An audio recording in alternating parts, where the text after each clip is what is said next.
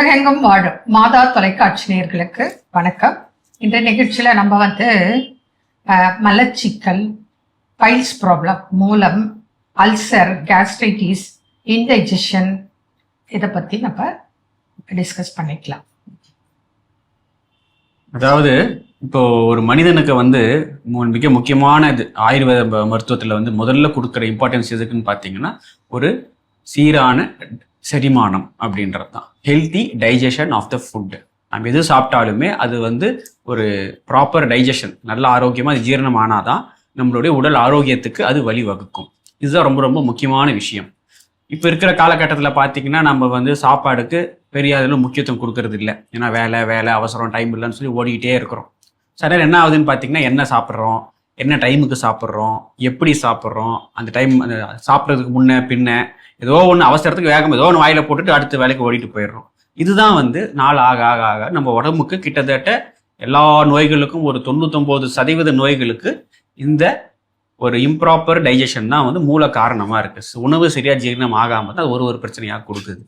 சொன்ன மாதிரி இப்போ ஆரம்பத்தில் பார்த்தீங்கன்னா அது அஜீரண கோளாறுகள் அது வெளிப்படும் முதல்ல. இப்போ அந்த மாதிரி வயிறு உபசம், இல்லை வயிறு புண்ணு, அல்சர், வயிறு எரிச்சல், வயிறு ரொம்ப நேரமா அப்படியே ஜீரணமே ஆகாத மாதிரி இருக்குங்க அப்படின்னு சொல்லுவாங்க. இது சாப்பாடு இந்த மாதிரி வரும். ஸோ சாப்பாடு சரியா ஜீரணம் ஆகலை அப்படின்னு சொன்னா அப்போ அதுல தான் நமக்கு உடம்புக்கு தேவையான எல்லா ஊட்டச்சத்துக்கள் ஒரு தாத்துக்களும் உருவாகுது. ஸோ அதுல உருவம் கரெக்டா சரியா இருக்க சத்துக்கள் குறைபாடுனாலயே இன்னைக்கு அல்சர் வருது. மவுத் அல்சர் காரணமே உங்களுக்கு விட்டமின்ஸ் குறைபாடு. அடுத்தது சரியா ஜீரணம் ஆகலை அப்படின்ற போது அப்போ என்ன ஆகும், அது இயற்கையாகவே ஒன்று மலச்சிக்கலை உண்டு பண்ணும், அல்லது லூஸ் மோஷன் அப்படி கொண்டு போய் விடும். அப்போ அது அடுத்த கட்ட பிரச்சனை. ஸோ இதை நம்ம ஆரம்பத்திலேயே இது சின்ன ப்ராப்ளமாக இருந்தாலும் இதுதான் மிக முக்கியமானது அப்படின்றது மக்கள் புரிஞ்சுக்கிட்டு அதுக்கு சரியான உணவு முறைகளை அவங்க ஃபாலோ பண்ணாங்கன்னா இந்த பிரச்சனைகளை அடுத்த கட்டத்துக்கு கொண்டு போகாம நம்மளால பார்த்துக்க முடியும். மலச்சிக்கல் அப்படித்தான் உங்களுக்கு எல்லா நோய்க்கும் காரணம் மலச்சிக்கல். அப்போ நல்ல ஃபைபர் ரிச் ஃபுட்டு எடுக்காததுனால, நல்ல உணவுகளை மென்று சாப்பிடாததுனால, அதுக்கப்புறம் பார்த்தீங்கன்னா நிறைய காய்கறி, கீரைகள் அதுலயே நம்ம சொல்லிடலாம் ஃபைபர் குறைவு. அதாவது ஒன்று ஃபைபர் அல்லது இன்னொன்று நீர், குடிநீர். நல்ல தண்ணி நிறைய அளவு குடிக்கணும். காலையில மினிமம் ஒரு 3-4 டம்ளர் தண்ணி காலையில வெறும் வயிற்றுல குடிக்கிறது நல்லது. மற்ற நேரத்துலையுமே நல்ல ஹைட்ரேஷன், நல்ல ஒரு நாளைக்கு 2-3 லிட்டர் தண்ணி தாராளமாக குடிக்கலாம் நார்மலா இருக்கிறவங்க. இல்லை நான் அடிக்கடி வெளியே போறேன், இன்னும் வேறு அதிகமாக வருது, பிசிக்கல் ஒர்க் நிறைய இருக்குன்ற போது இன்னும் கூட 1 லிட்டர் சேர்ந்து குடிக்கலாம். தண்ணி நல்லா குடிச்சாலே அது அந்த ப்ராப்பர் டைஜஷன் அண்ட் பவுல் மூவ்மெண்ட்டுக்கு ஹெல்ப்பா இருக்கும். ஆனா முக்கியமா தண்ணி எப்போ குடிக்கக்கூடாது அப்படின்னா சாப்பிடும் போது நடுவில் நிறைய தண்ணி குடிக்கக்கூடாது. முடிஞ்ச அளவுக்கு குடிக்காமல் இருக்கிறது நல்லது. அது எப்படின்னா நிதானமாக பொறுமையாக மென்று சாப்பிட்டாலே நமக்கு அந்த உமிழ் நீர் உணவுல நல்லா மிக்ஸ் ஆகும். அப்போ அது வெளியாக நமக்கு விழுங்குறதுக்கு சுலபமாக இருக்கும். நம்ம வேகமாக விழுங்கும் போது ஃபுட்டு ட்ரையாக இருக்கும், அது போய் தொண்டையில அடைக்கும். அதுக்கு திரும்ப நம்ம தண்ணி குடிச்சிட்டு வேகமாக அது உள்ள விழுங்கிட்டு இருப்போம். அது கூடாது. சாப்பாடுக்கு முன்ன தண்ணி குடிக்கலாம், சாப்பிட்டு கொஞ்சம் நேரம் பொறுத்து தண்ணி குடிக்கலாம். ரொம்ப உங்களுக்கு ஒரு மாதிரி ஏதோ உறுத்துதுன்னா கொஞ்சமா சாப்பிட்ட உடனே கொஞ்சமா தண்ணி குடிச்சிக்கலாம். அது ஒண்ணு. இன்னொன்று வெயிட் குறைக்கிறதுக்கு ஏத்துறதுக்குமே ஆயுர்வேதத்துல ஒரு சிறந்த ஒரு சிம்பிள் மெத்தட் சொல்லியிருக்கிறாங்க.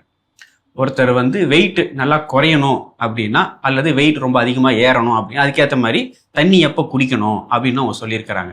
சாப்பாட்டுக்கு முன்ன எவ்வளோக்கு எவ்வளோ தண்ணி அதிகமாக குடிக்கிறாங்களோ அவ்வளோக்கு எவ்வளோ வெயிட் குறையறதுக்கான வாய்ப்புகள் அதிகமாக இருக்கு அப்படின்னு சொல்றாங்க. அது இயற்கை தான். நம்ம சாப்பிட போறோம், அதுக்கு முன்னே ஒரு 2 டம்ளர் தண்ணி குடிச்சிட்டோம் அப்படின்னா ஆட்டோமேட்டிக்காக நம்ம சாப்பிடக்கூடிய உணவோட அளவு குறைய போகுது. அல்லது இருக்கிற வெயிட் நமக்கு இன்னும் கொஞ்சம் அதிகப்படுத்தணும் அப்படின்னா சாப்பிட்ட பிறகு தண்ணி குடிங்க அப்படின்னு சொல்றாங்க. அப்போ நம்ம சாப்பாடை நல்லா மென்று சாப்பிடுவோம். அப்போ அதுல வரக்கூடிய ஊட்டச்சத்து நமக்கு ப்ராப்பராக உடல்ல போய் கிடைக்கும். அப்போ உடல் ஆரோக்கியம், உடல் எடையும் அதிகரிக்கிறதுக்கு அது நமக்கு உதவியாக இருக்கும். அப்படி பைல்ஸ் ப்ராப்ளம் வருவோம். ஆமா, பைல்ஸ்னா என்ன மாதிரி இருந்தா அது பைல்ஸ்னு சொல்லப்படுது. ஆமா, அதாவது இந்த அஜீரண கோளாறு தான் நாள் ஆக ஆக இந்த மலச்சிக்கல்லாம் மாறும். சரி, மலச்சிக்கல் தானேன்னு சொல்லி அதை பற்றி நிறைய பேர் கண்டுக்காம விட்டுடுவாங்க. 1-2 நாளைக்கு ஒரு தடவை மோஷன் போகிறது, இல்லை ரொம்ப டைட்டாக போகிறது, கொஞ்சம் வலியோட வரும். இதெல்லாம் ஒன்றும் பிரச்சனை இல்லைன்னு நம்ம கவனிக்காமல் விடுறது தான் அந்த ப்ரெஷர் அதிகமாக ஆக ஆக அந்த நமக்கு அந்த பைல்ஸாக அது அடுத்த கட்டத்துக்கு அது போகுது. இதுதான் அந்த பைல்ஸ் பிரச்சனை. சம்டைம்ஸ் என்ன ஆகும், இந்த பைல்ஸாக போகாமல் இது அந்த மூல பிரச்சனையாக இல்லாமல் அந்த வெறும் அந்த மலச்சிக்கலே ரொம்ப அவங்க ஸ்ட்ரெயின் பண்ணி மோஷன் போகிறதுனால அந்த ஆசன வாயை சுற்றி சில வெடிப்புகள் மாதிரி வரதுக்கான வாய்ப்புகள் இருக்குது. அப்போ தான் நம்ம ஃபிஷர் அப்படின்னு சொல்லுவோம். இல்லை சில பேருக்கு வந்து ஃபிஸ்டுலா மாதிரியும் அது மாறி வரலாம். ஆமாம், பட் எல்லாமே அடிப்படை காரணம் வந்து அஜீரணம் ப்ளஸ் மலச்சிக்கல். இதில் நடு என்ன ஆகும், ரொம்ப மலச்சிக்கல் அதிகமாக போகும்போது வேறு ஏதாவது சாப்பிடுவாங்க, இல்லை மருந்து ஓவர் டோஸ் எடுக்கும்போது நடுவில் லூஸ் மோஷன் ஆகவும் வரும். இது ரெண்டுமே வந்து இந்த பிரச்சனைக்கு ஆகக்கூடாது, இதுதான் காரணம். ஸோ அடுத்து அந்த ட்ரீட்மெண்ட் முறையில் வந்து முக்கியமாக முதல்ல மலச்சிக்கலை அவங்க சரி பண்ணணும். அதுக்கு தான் வந்து உணவு முறைகள், மருந்துகள் அவங்க ஃபாலோ பண்ண வேண்டியது.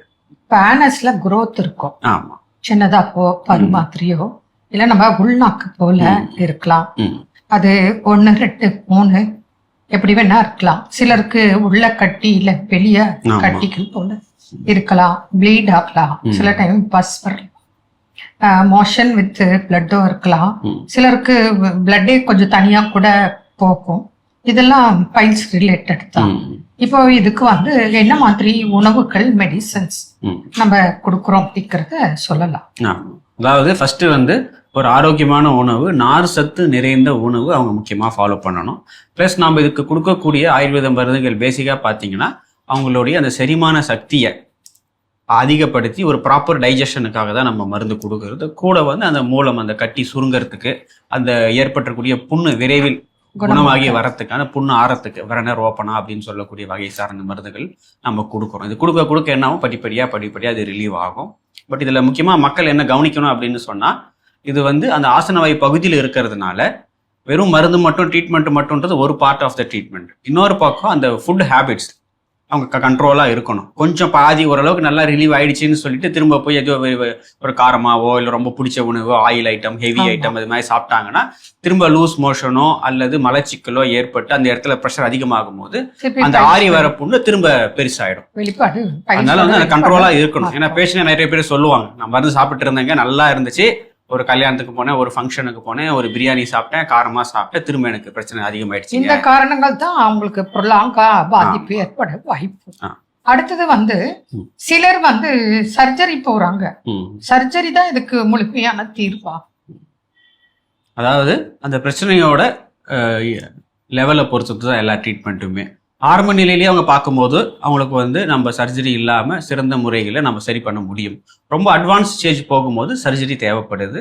இப்போ எல்லாமே வந்து பேஷண்ட் கையில் தான் இருக்குது. நம்ம எவ்வளோக்கு எவ்வளோ முன்னெச்சரிக்கையாக முன்ஜாகிரதையாக ப்ராப்பராக ஃபாலோ பண்ணுறோமோ அவ்வளோக்கு எவ்வளோ எளிதில் மருந்துகள் மூலமாக நமக்கு நிறைய பிரச்சனைகளுக்கு நம்ம நல்ல முறையில் தீர்வு காண முடியும். இப்போ அறுவை சிகிச்சை செய்தும் பிரச்சனை வருதே, அதுதானே இப்போ நம்ம பார்க்கறது. எவ்வளோ பேஷண்ட்டு பல வருடங்களா இருக்கு, நான் 2 முறை செய்த, 3 முறை அறுவை சிகிச்சை செய்தும் எனக்கு தொடர்ந்து பிரச்சனை வருதுன்னா, அப்போ நீங்க சொன்ன காரணங்கள், அதாவது ப்ராப்பர் டயட் ஃபாலோ பண்ணாது கூட அவங்களுக்கு அந்த ஸ்ட்ரெஸ் பிரச்சனைகள் இதெல்லாம் சேர்ந்து திரும்ப திரும்ப திரும்ப, அதாவது கொஞ்சம் நல்லாகிறதுக்கு முன்னாடி திருப்பி தேவையற்ற உணவுகளை சாப்பிட்றது தான். அப்போ அதுல டயட்டும் அவங்க கண்டிப்பா ஃபாலோ பண்ணணும். அப்படி பண்ணும்போது முடிந்தளவு அறுவை சிகிச்சை இல்லாமல் குணமாக்கும் வழிகள் நிறைய இருக்கு. அது யார் பேஷண்ட்டும் அவங்க தான் கடைபிடிக்கணும். அப்போ அவங்க நிறைய பழங்கள், காய்கறிகள், அதே போல இன்டர்னல் எக்ஸ்டர்னல் மெடிசன்ஸ் நம்ம கொடுக்குறோம், சிட்பாத் சொல்றோம். இதெல்லாம் கடைபிடிக்கும் போது அவங்களுக்கு நிச்சயமாக நல்ல பலன் கிடைக்கிறது, விரைவிலேயும் குணம் கிடைக்கிறது. மீண்டும் நாளை சந்திப்போம். நன்றி. அன்னை மரியே வாழ்க.